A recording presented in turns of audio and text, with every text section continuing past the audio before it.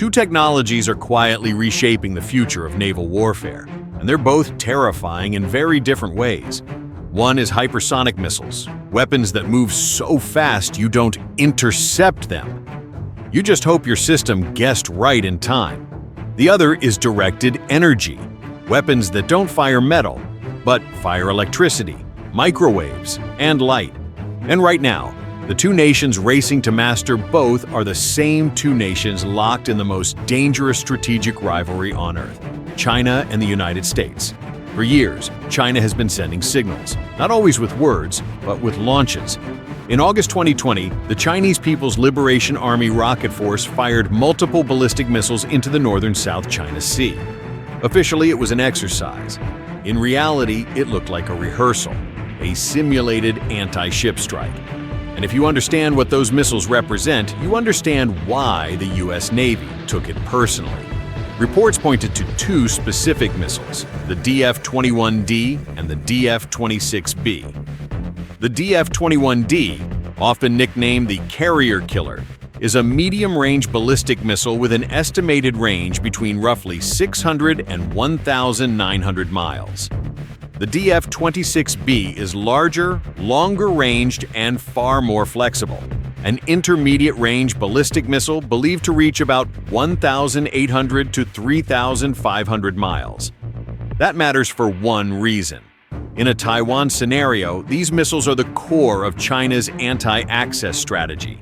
They are designed to keep American carriers far away from the fight. Because the US Navy's biggest advantage is also its biggest target, aircraft carriers. America doesn't just operate carriers, it dominates them. Roughly 1 in 4 aircraft carriers in the world belongs to the United States. And the combined deck space of US carriers is more than double that of the rest of the planet combined. That's not just power projection.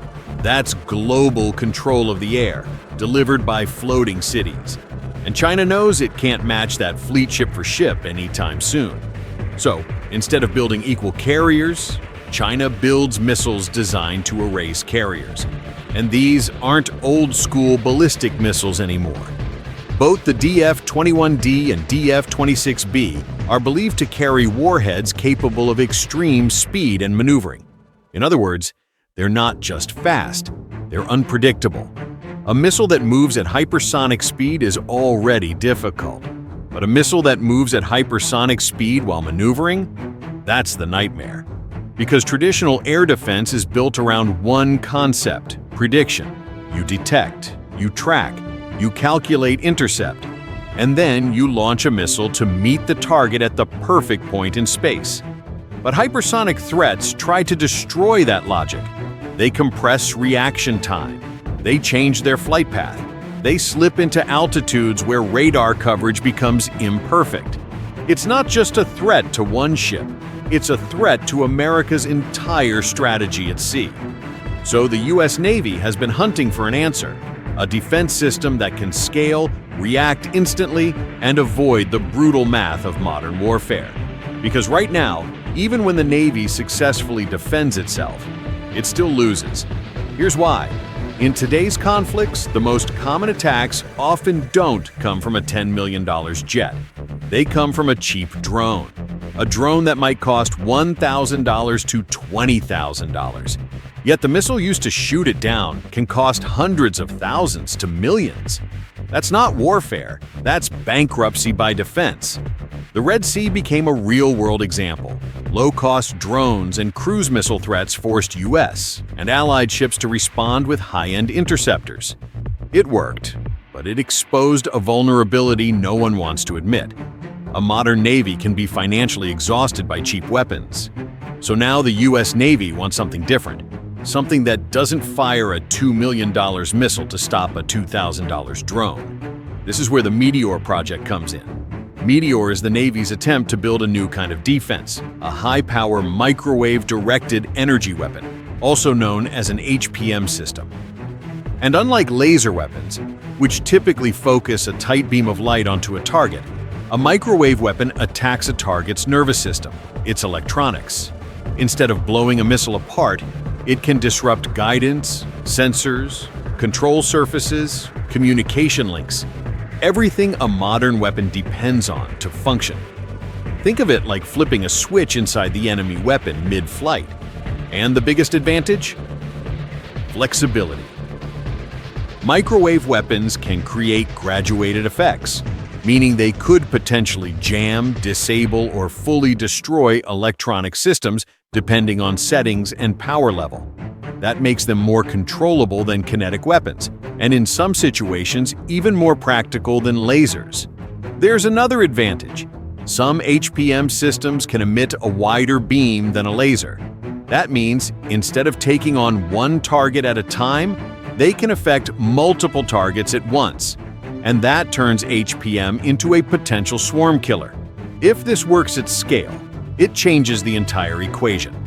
Because a microwave weapon moves at the speed of light, a hypersonic missile can't outrun it. A drone swarm can't overwhelm it the same way it overwhelms missiles. And perhaps most importantly, the cost per shot is radically lower. You don't reload microwaves. You don't run out of ammunition the same way you run out of missiles. As long as you have power, you have defense. That's why the Navy has been investing steadily, requesting around $9 million for the program in fiscal year 2025, after funding it in earlier stages under a different name. Whether it was called Red Cat or Meteor, the mission is the same. Build a defense system that can stop both cheap threats and advanced threats without draining the fleet dry. But here's the reality. Until directed energy becomes mature enough to defend carriers reliably, the Navy still needs missiles. And right now, one missile stands above the rest, the Standard Missile-6.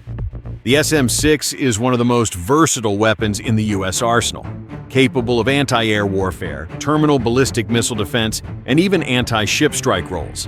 And according to U.S. officials, it may be the only weapon the U.S. currently fields that has any practical ability to engage highly maneuverable hypersonic threats. Part of what makes the SM-6 special is its hybrid design. It combines elements from multiple missiles. It borrows propulsion features from the SM-3 family, takes structural design ideas from the SM-2 series, and integrates seeker technology inspired by advanced air-to-air missile systems. That seeker is critical. Unlike older interceptors, the SM-6 carries an active seeker for terminal guidance, meaning it can go after targets beyond the ship's radar horizon, which is limited by both power and the curvature of Earth. And when connected into networked combat systems, where ships share targeting data through cooperative engagement capability, the SM-6 becomes even more dangerous. It can strike at ranges that were previously impossible for naval defense.